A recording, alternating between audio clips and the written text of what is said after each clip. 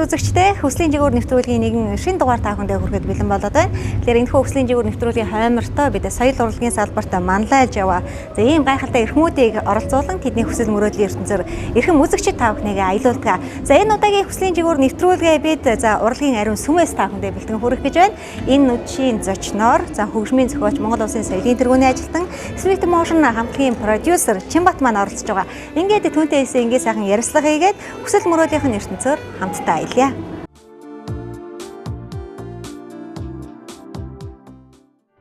За уламжлалт ясаар үзэгчдийн өмнөөс энэ сайхан өдрийн мэндийг хүргэе. За баярлалаа. Чамд ч гэсэн хүргэе. Бид бол өнөөдөр нэвтрүүлгийн урлагийн ариун сүмээс нэвтрүүлгийг хүргэж байна. Тэгэхээр энэ бас их онцлог юм. Тэгэхээр яхаа аргагүй одоо Чимба гэдэг хүний амьдрал уран бүтээл бол одоо энэ алтан тайцтай ариун сүмтэй бол салшгүй холбоотой. Яг энэ урлаг гэдэг ертөнцтэй өөрийнхөө амьдралыг холбосон тэр гэгэхэн түүх дурсамжаас нь би ярилцлага эхлэе гэж бодож байна. Тийм байна. Найзынхаа нэвтрүүлэгт дахиад орж байгаа баяртай.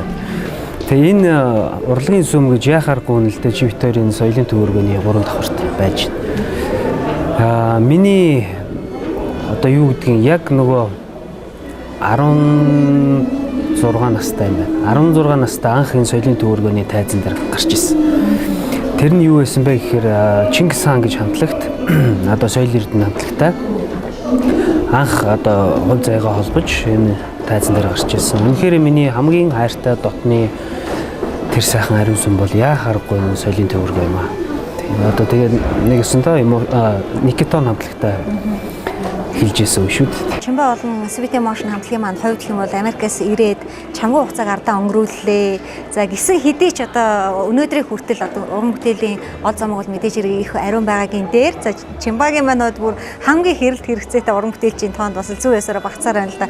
Дөнгөж сая та соёл урлагийн их сургуулийн түүхт ойн нэрмжит концертын дээр ирж бас өөрийнхөө уран бүтээлийг үзэгч олондоо бас ижил төрлийн уран бүтээл тойрогдөг найзуудтай өрөөн толилууллаа л да. Тийм үнэхээр сэтгэл маш өндөр байсан. Тэр тусмаа соёлын одоо соёл урлагийн сургуулийн оюутнуудтай энэ удаад хамтарч миний багш Жанцсан Арууга Мандухай цэцэатныг одоо хамтарч тоглолоо. Сэтгэл маш өндөр байна. Тэгээ би соёл урлагийн сургуулийг хөгжмийн зохиолчийн ангийг Жанцсан Арууга дээр төгссөн. Тэгээ яхаарахгүй бас л миний одоо юу гэдгийг хүүхэд нас залуу цаг те бүхэл одоо тэр бүтээж туурах маань бол энэ соёл урлагийн сургуультай ялч холбоотой юм л да. Тэгэхээр тантай бас ярилцлага өрнүүлэхэд мэдээж таны хувьд бол удам дагсан уран бүтээлч та өөрөөр хэлбэл таны аав болоо таны ээж бас яг л одоо энэ урлаг гэдэг зүйлтэй өөрийнхөө амьдралыг одоо салшгүй холбосон хүмүүс байсан таны маань тухайд бас аавдаа зориулсан тэнгэрлэг сайхан бүтээлийг хийж үзэгч олондоо бол өргөсөн байсан шүү дээ. За магадгүй одоо энэ таны одоо энэ урлагийн замнаж байгаа зам мөртөө таны магадгүй аавын ч юм уу ээжийн ч юм уу заасан тэр гэгээн зам байсан баг. Ялангуяа урлагийн мэрэгжилтэй хүмүүсийн хүүхдүүдийн яриа их хөөрхөн байдаг л да. Одоо юу гэм бэ одоо дуурийн театрын хөшгөн дээр л одоо унтаж өслөө шүү дээ ч гэдэг юм уу. Тэгээ бас нэгэн эрхмийн дурсамж бол байсан л да. Энэ юу гэхээр одоо Чимба манад их тийм хөөрхөн жоохон хүүхэд байсан. Тэгээл аав ээжигээ дагаал ирж тоглолтууд дээр орсдог. Тэгээ хамгийн уртаатлын игнэний суудал дээр хүн захиад хүүхдээ суулгачдаг байсан ч гэдэг юм уу. Тэгээд яг л одоо энэ урлагийн замдаар замж байгаа хүмүүсийн хувьд гэх юм бол яхаа арга аав ээжийн тэр нүмер нөөлөгч гэдэг юм энэ зүйл бас их дэм болдог бах гэж би боддог л доо. Мэдээж тэгэлгүй яг уу. Миний баг нас бол одоо хуучнаар улсын ардын дуугч болохтай салшгүй холбоотой л доо. Тэрийг бол ярьж байгаа шиг те. Тэмээ тэр үеийн олон сайхан уран бүтээлчдийг бүтээж төрөхийг харж өссөн. Тэр олон одоо юу гэдгийг нэг ясандаа миний толгой бол одоо архив болсон байна л да. Тэр үеийн Төмөн Дэмбэрлэгаа, Самбууга, Нор Банздгаа те тэгээд ерөөсөө мөр доржгаа, чойдоггүй гэдэг энэ олон гайхамшигтай уран бүтээлч нэг өсөндөө архив юм болов л гэж би одоо боддгийн. Тэдний бүтээж төрөж байгааг харж, шимтэж, хүүхэд насандаа шимтэж сонсож, дурлаж, хайрлаж.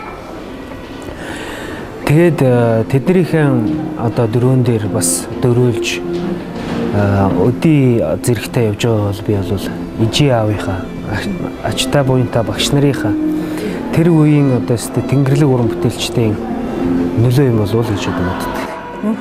Анхны яг одоо аав ээжтэй ч юм уу зориулж хамгийн анх сонсгож исэн хөгжим сонсгож исэн тэр цаг мөчөө эргээд орсон. Тийм гоё асуултаа. Тэр үед биш манайх туул рестораны хажууд байсан байхгүй. Тэгээ тэр бүр чи маш их согтун хүн явдаг байсан. Одоо нөгөө нэг картны барааны үе штэ. Тэгэл тэр үед ягаад чинь хөгжим зохиомоор санагдал тэр нэг согтун хүмүүс ерөөсөө манай продюсерд ордгийг салдаг. Амар зовлонтой. Тэгэл одоо үнэн амьдрал тийм л байсан юм чи. Тэгэл энэ тэмдгүү код мод байх биш те. Тэгэл дуртай норол яадаг. Тэгээд яагаад чим согтун хүн гэдэг юм бодол нэг л эзэмдээд тэгээд тэрийг төгөлдөр хуурдаар л одоо мэдхгүй яаж зохиосон тий амар тий яг тиймэрхүү маягтай зохиогоол тэг санагдаж байна. Аяж аав маань бас тэгж ярьдаг байсан. За тэгээд бүр хүүхэд байхдаа морин төвөргөө ч гэдэг юм уу ингээл зохиодог л байсан тий. Энэ болгоно одоо олон тоглолт үзснэх байдаг байж юу эсвэл ерөөхдөө л нэг тийм багын нэг тийм торгон мэдрэмж ерөн суудсан байсан ах уу? Чи юу гэж бодож байна? Тэгээ яг тэр морин төргөөс одоо жишээлбэл тэр согтун үнийг одоо ингээд өөрөө ингээд төсөөлөд дарж ийн гэдэг нь нэгэн төрлийн мэдээж хэрэг мэдрэмж бол их байсан байна л да. Тэгээ аав ээжээр бас ген бас байсан баг гэж бодож байна л да. Та аавда зориулсан бас их сайхан бүтээл төрүүлсэн байсан. Энэ тухай сонсог. Тий, уулын сүүдэр аав минь дарахгүй. Нэрний хувьд ч их гоё юм. Тий, энэ бол бас их хүмүүс төрсэн хөгжим байдаг. Мэдээж миний тэнгэр бол миний аав. Тэгэхээр аавыгаа өнгөрөхөөс өмнө амжид сонсуулсан бүтээл маань бол юм. Сайхан байсан. Аав маань маш их үнэлсэн. Гэхдээ нэг талдаа их зөөлөн хүн байсан юм аа манай аав. Тэгээд хөгжмийн бүтээл дээр ингээл надад хамгийн гол нь их зааж сургасан юм нь аливаа бүтээлийн хамгийн суур хундаам нь одоо бейс баси хөгжим байдаг юм аа. Миний тэрнийхээ зөв хөдөлгөөн одоо тэ дэвсгэр хөгийг маш сайн тавих хэрэгтэй. Тэгжээж одоо нэгсэндээ байшингаар бол ингээд шатахад явна шүү дээ. Ингэж сургасан жишээ нь намайг Чайковскитэй, Дебюсситэй тэ Мендельсонтой ингэж нүүр учруулж шимтүүлэх хувь заяаг мань тодорхойлсон хүн бол миний аав.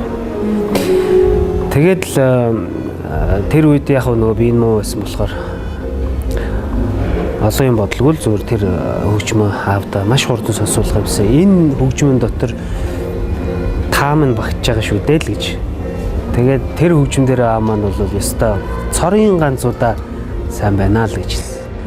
Тэгэхээр яг магадгүй нэлээд хэдэн жилийн дараа ч юм уу те таны охин яг ийм миний аав анхад намайг урлагтад ингэж хөл тавихад маань тусалсан шүү гэдэг юм уу зам мөрийн маань нээсэн ч юм уу гэж ярьж явах үе бас ирэх бах гэж бодож ин л да. Учир нь таны би нэг ярьслага юмсан охиндоо бол Моцарт, Бах, Чайковскийн хөгжмүүдийг бүр нялх байхаас нь ахуулаад сонсгодог байсан. Ингээд магадгүй одоо аавын авьяас танд өвлөглөө таны авьяас охинд чинь ер нь нэг баг зэрэг ч юм уу илрэх зүйл анзаарэгдэж байна уу? Анзаарэгдсэн. Үнэхээр тийм хөгжимд маш их дуртай хайртай ийм хүүхэд байдаг. Тэгээ бас л би нөгөө баг багтаа их оркестр удирдах дуртай байсан. Тэгээ тэрний адилаар одоо оркестр удирдаад л өөрөө нөгөө хий ингээд өөртөө л удирдаад. Тэгээ сайн нэг Ромео Жулиета гэдэг нэг жүжигийн хөгжим бичсэн. Бас дуугийн зохиос. Тэгсэн тэрэн дээр мянган жил чи намайг хайрлаж чадахгүй чимээ гэдэг.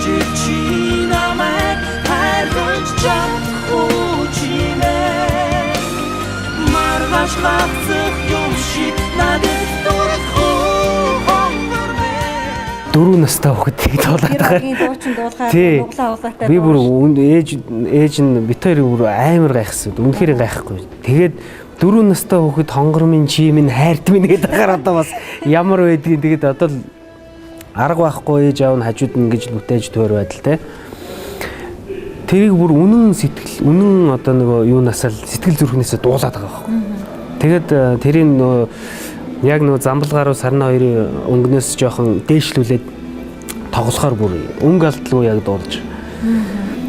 Тэгээ одоо хөгжимдөл их дуртай хөгт те мэдээж миний найзын хэлснээр тэр миний аавын нөлөө надад өгсөн нөлөө эргээд ачтан очдөг юм байна л. Тэгэхээр бүтээсэн болгоно нь бас ингээд хийт болоод үзэгчдийн хүртэл болоод залуучууд амандаа аялах дуртай болоод явж байна гэдэг бол мэдээж хэрэг Чимба гэдэг үний уран бүтээл ямар болсон байдгийг дүгнэж байгаа үзэгчдийн нэгэн хэлбэрэлтэй. Тэгээ та дөнгөж сая Вильям Шекспирийн алдарт 5 таргаидын нэг Ромео Жулиета мюзикл Ромео Жулиета энэхүү жүжигийн хөгжмийг бол бичлээ. Тэгээд энэ их өвөрмөц болж яг миний хувьд гэх юм бол яг энэ Ромео Жулиет жүжигийг бол анхных нь одоо тэр жүжигч одны өгч Гэрээс өх ах хоёр яг тоглож байсан үеийг би мэднэ. Тэр үед хангалын булгангой энэ жүжигийн хөгжмийг бичижсэн гэдгийг мэднэ. Дан дан дан дан дан дан дан дан дараа гэдэг энэ аяыг би бас мэднэ. Тэр үед мэдээж хэрэг тухайн үеийн одоо яг л одоо тэр үеийн нийгмийг харуулсан тийм ээ тэр үеийн одоо хувцас тайз декорацтайгаар тавьж исэн. Энэ удаад бол хамаагүй их өөр шийдэлтэйгээр одоо уран бүтээлчдийн маань жүжигчдийн хувцас ахуулаад тийм ээ мэдээж тайз декорац хөгжмөний хувьд гэх юм бол асар их том одоо зоригтой шийдлийг гаргасан бүтээл болж юу гэж би бас харж байгаа л да. За баярлалаа. Тэ энэ бол сэтгэлийн дуудлага байсан. Манай найруулагч төрийн сойрхолт Наранбаатар маань намайг дуудсан юм аа өнөөдөр тий. Би хувьдаа бодож явдаг ус. Энэ залуутай ямар нэгэн тайз дэлгэцийн уран бүтээл хийх юмсан. Хийндээ л гэж мөрөөдөж явдаг хүн шүү дээ би чи. Тэгээд л энэ маань бас биелээд л тэгээд маш хурдан ажиллаж гисэн л дээ би тэр. Тэгээд Наранбаатар маань надад энэ зохиолыг маш сайн ойлгуулсан. Урд нь би ч бас үзсэн байсан. Тэгээд үнэхээр энэ сэтгэлийн бүтээл яах ч аргагүй тийм биз дээ. Дэлхийн ертөнцийн Тэнгэрлэг хайрын түүх шүү дээ. Тэгэхээр нэг сарын хугацаанд л бичлээ энэ хөгжмийг. Наранбаатарын өрөөнд сууж бид хоёр сар амьдрах шивд. Тэгэл одоо нөгөө сар амьдрахтаа бид хоёр Ромео Жулиетаа болчихж байгаа байхгүй юу? Тэгээ ер нь энэ бүтээлийн хувьд гэх юм бол бас нэг Монголын урлагт нэг шин тесрэлтийг хийсэн тийм ээ шин санааг шин одоо бүтээлэг гаргасан сонслогоо бүтээл болсон баг.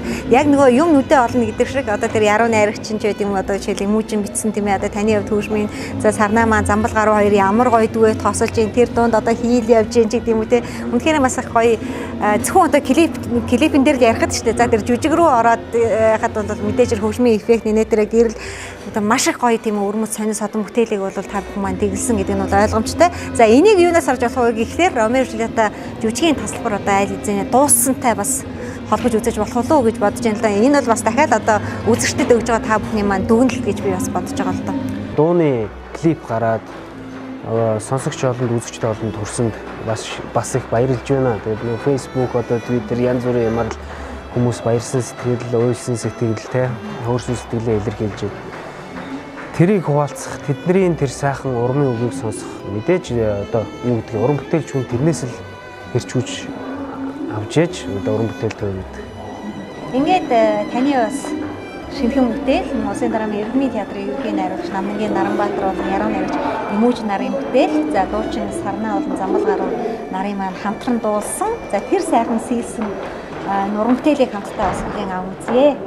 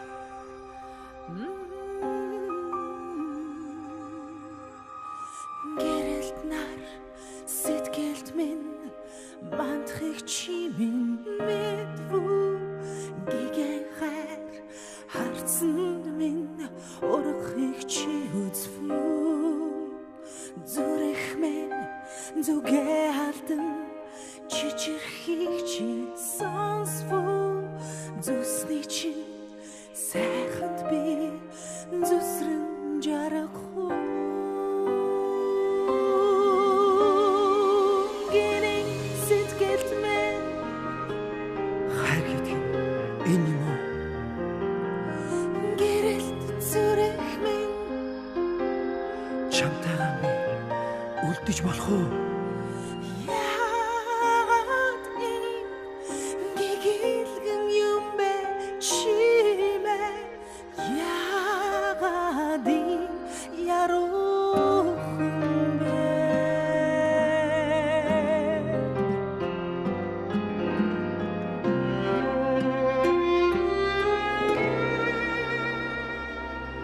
Хаури сар хажууд минь саадхи чимээ харвуу хайрын дул харцсан минь хасхи чи үзвүү хизээ би зүрхэнд чинь хүрээ засахаар очихвэ хизээ би итгэл чинь үрдүүлдэг фэ гинэн сэтгэлд мэн хайр гэдгэн энэ юм уу гэрэлт зүрх мэн чамтайгаа л үлдэж болох уу яагаад гэгэлхэн юм бэ чи мэн яагаад ийм яруухан бэ мянган жил чи намайг хайрлаж чадахгүй чи мэн маргааш хагцах юм шиг надад дурлах уу хонгор мэн мянган жил би чамайг хүлээсээр үлднэ хайрт мэн маргааш учрах юм шиг үрд чамайг хүлээнэ би чинь хайрт мэн хайрт мэн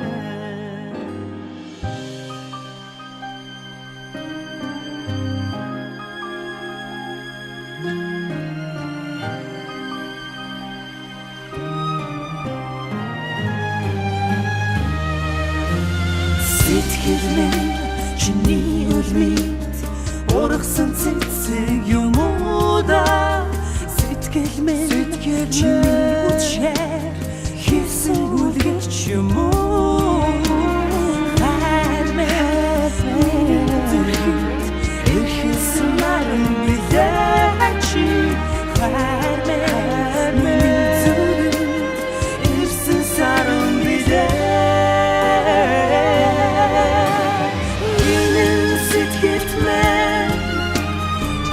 гэдгэн юм гэрэлт зүрх мэн чамтайгаа үлдэж болох уу яагаад ийм гэгэлхэн юм бэ чи мэн яагаад ийм яруухан бэ мянган жил чи намайг хайрлаж маргааш хагцах юм шиг надад дурлах уу хонгор мэн мянган жил би чамайг хүлээсээр үлднэ хайрт мэн маргааш учрах юм шиг үрд чамайг хүлээнэ би чинь хайрт мэн мянган жил чи намайг хайрлаж чадахгүй чи мэн маргааш хагцах юм шиг надад дурлах уу хонгор мэн мянган жил би чамайг хүлээсээр үлднэ хайрт мэн маргааш учрах юм шиг үрд чамайг хүлээнэ би чинь хайрт мэн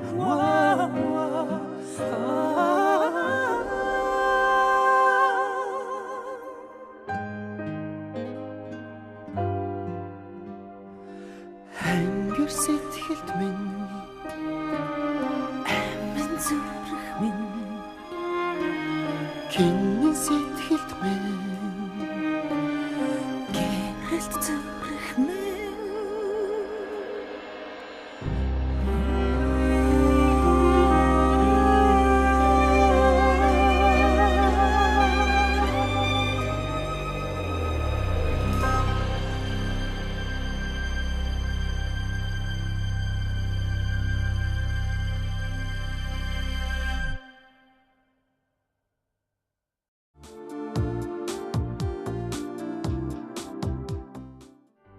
Таны маань хувьд тийм ээ нэлээд хэсэг хугацаа завсарсны эцэст өөргөө бас бие даасан тоглолтуудыг өргөн барьсан. Тэгээд яг энэ тоглолтын дээрээс та одоо Чимба гэж юм хинбэ гэдгийг бас өөртөө ч гэсэн бас гоё мэдрэгч байт юм уу? Мэдрэг гэхлээрээс нэг одоо аюул юм буруугаар хамраас гэж юм тэр болохоор мэдгээ алгараа их сайхан одоо нэг үзэгчтэй алгад ашигтай ч юм уу сайхан мэдэрсэн их сайхан зүйл болсон баг. Би ер нь энийг хийх өөжтэй гэсэн зүйлж бас мэдрэгдэжсэн баг. Аль эрт хийх өөжтэй ч юм уу тийм ээ.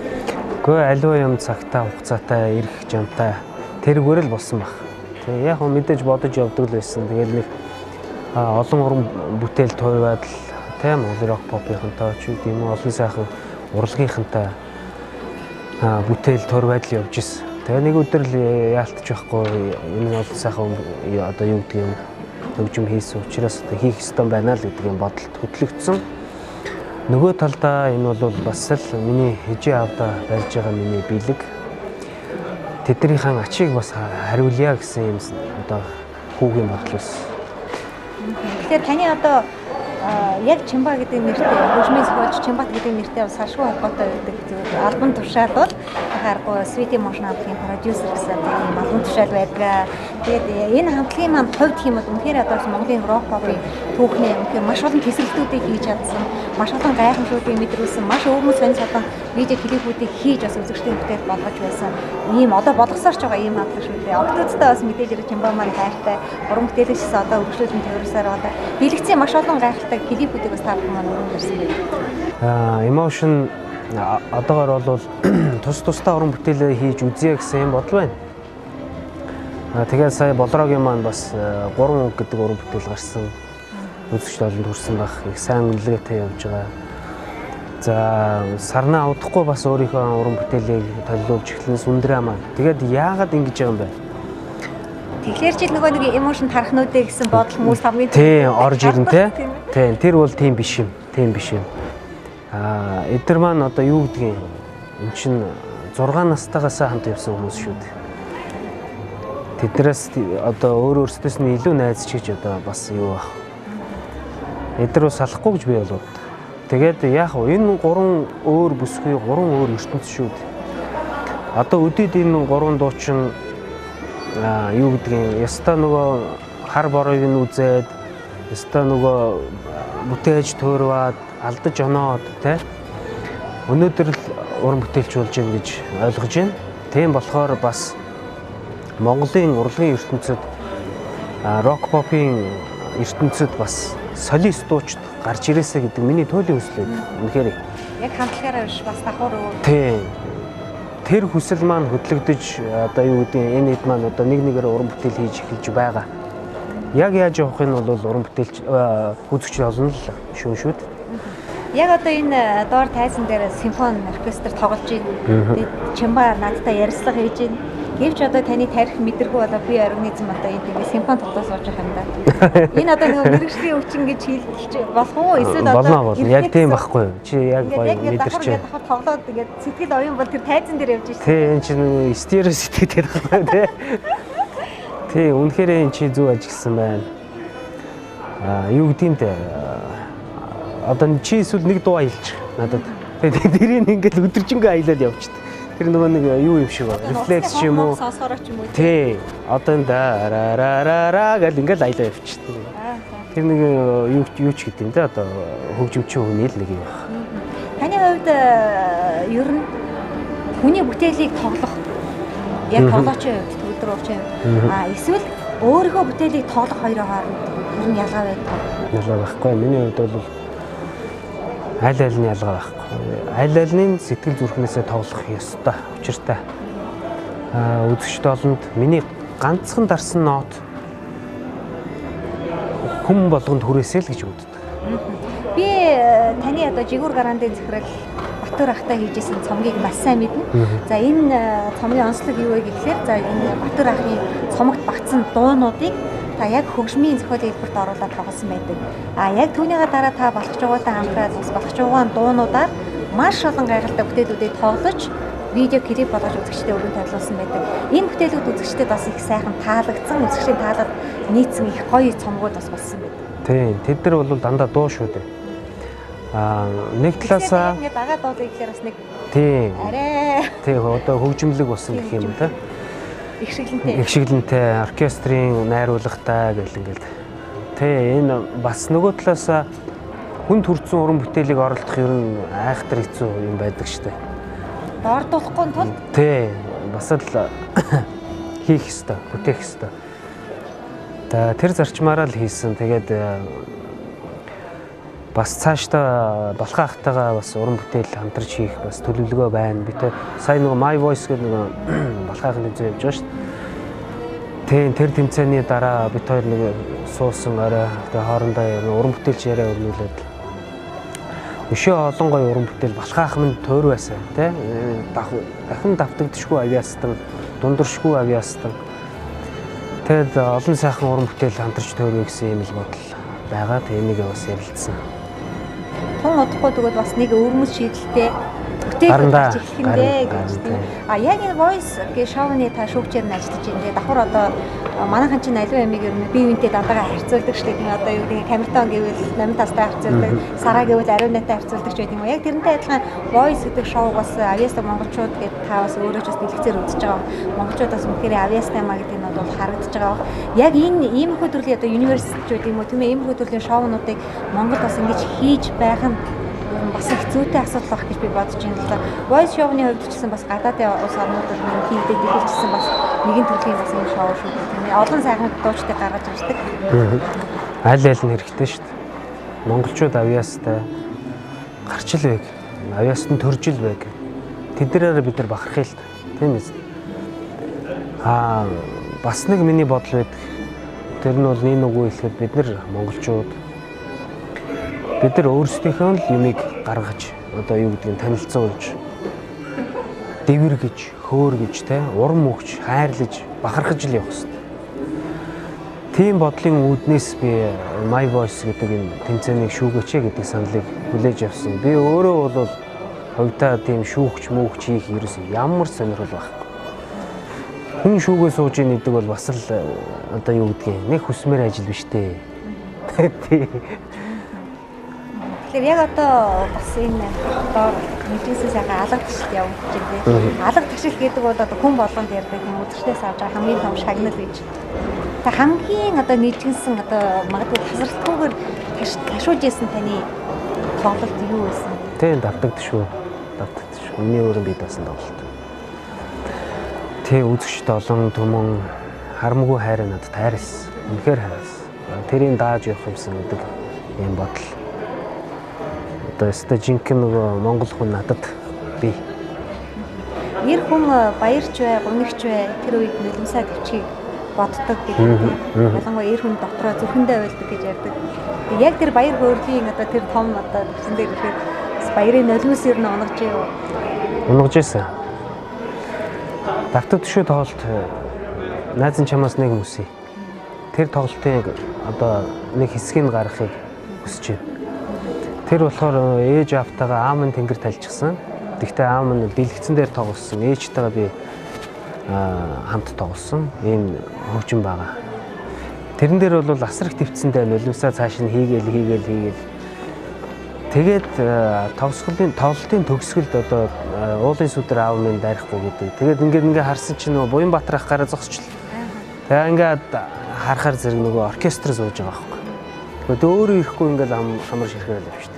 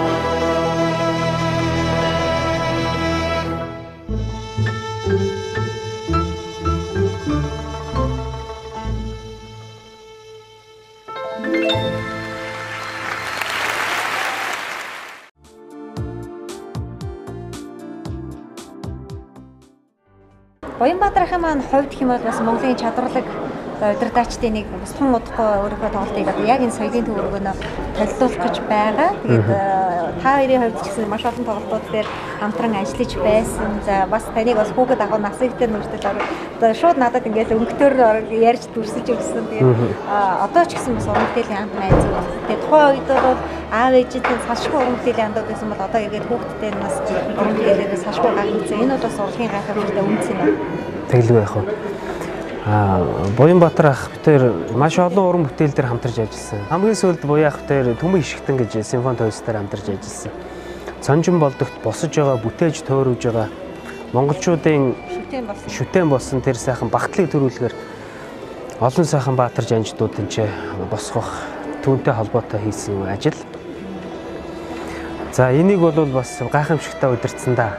Тэр хүнийг харж омогшиж, тэр хүнийг бас удирдуулж одоо нүдэндээ харж зүрхэн одоо тэ бодож мэдэрч тэгж хийсэн зохиосон бүтээсэн тойрсон. За тэгээд бас нэг гоё түүх байна л та. Буян ах маань миний аавтай хамтарч ажиллаж ирсэн. Эргээд хүүтэй нас хамтарч ажиллаж. Тэгээ бас гоё те. Буян ах маань одоо бас л залуу байсан. Улсын ардын дуучин чуулгад яг удирдаач хэмээх энэ мэрэгчлэр одоо оркестр удирдах эхлэхийн аав маань асар их тэмцсэн хүн байд. Урам зориг өгөх, хөглөх те. Тэгээ энэ залуу бол удирдаач болно шүү. Энэ чадна гэдгийг аав маань хэлсэн байт юм л.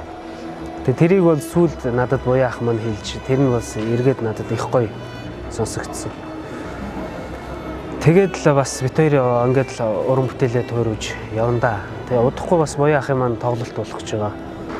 Баянбаатар ахтай амжилт хүсье. Таны цаашдын уран бүтээлд олон их шиглэнтэй тэр оркестр, олон найрал хөгжимчдийг удирдамж тэр оюун бодол зүрх сэтгэлд чинь одоо асар их одоо амжилтыг хүсье. Олон уран бүтээлийг хамтдаа төрөвнө. Тэгэхээр нэвтрүүлэг маань өөр Монголын одон телевизээр нийт илгээнэгтэй монголчуудад маань хүрдэг. Илгээнэгтэй маань учир үүхээр мэдээж бүгд найрамдалтайгаар усаад ажиллаж амьдарч байгаа өөр монголчууд мөн одоо Орос улбаноос тагныг хуваа гэх нийт илгээнэгтэй монголчуудад маань хүрдэг. За яг арга хал хэлээр хүрдэг 30 минутын нэвтрүүлгийг бид маань бэлдээдэг. Энэ удаагийн зочноор та урьдж чинь. Тэгээд таны болон за мөн SVT Motion хамтлагийнхаа нэгэн гэгэн сайхан бүтээлээр би таныг бэлэг болгож өгөөч. За бас чин сэтгэлийн мэдлэгээ өгөөч гэж хүсэж байна. Боломж олгосон дээр. Тий штэ. Бас саяхан бид нар өөр Монголд очиж тоглосон. Монгол Хятадын экспод. Тэр Олимпийн стадион байсан. Спортын зал байсан л да. 5,000 хүний суудалтай. Тэндээс би гайхамшигтай мэдрэмжийг авсан. Юу гэдгиймдээ бас сонсъё, хүсье гэсэн одоо энэ хүнийг сонсъё гэсэн ийм хүмүүс маш их байдаг юм байна. Би тэрийг өөрөө мэдж байгаагүй. Тэгээд зохион байгуулж исэн хүмүүс маань ч бас хэлж ирсэн энэ дэр ч заавал тоглооч гэдэг юм өсөлт тавьж ирсэн. Өөр монголчууд маань ч бас тавьсан. Тэгээд өөр Монголын ахын дүүстэй бас ерөөл бэлэгдлэр энэ учирлаар та бүхэнтэйгээ уулзж байгаадаа маш их баяртай байна. Бас одоо юу гэдгийг өдөр нэрвэл цаг нэрвэл та бүхэндээ бас уран бүтээлээ тойрож өөрийнхөө бие даасан тоглолтыг та бүхэндээ хүргэх тийм одоо сэтгэл зориг хүсэл маань байгаа шүү. За тэгээд нэг сайхан бүтээл зориултаа аялаа. За тэгээд мэдээж өөр Монголын ахын дүүстэй бүх монголчууд турга нэгт монголчуудаа миний давтагдшгүй тоглолтод эгшгэлсэн аравт гэж энэ уран бүтээлийг толиулмаар санагдаж болох уу? За.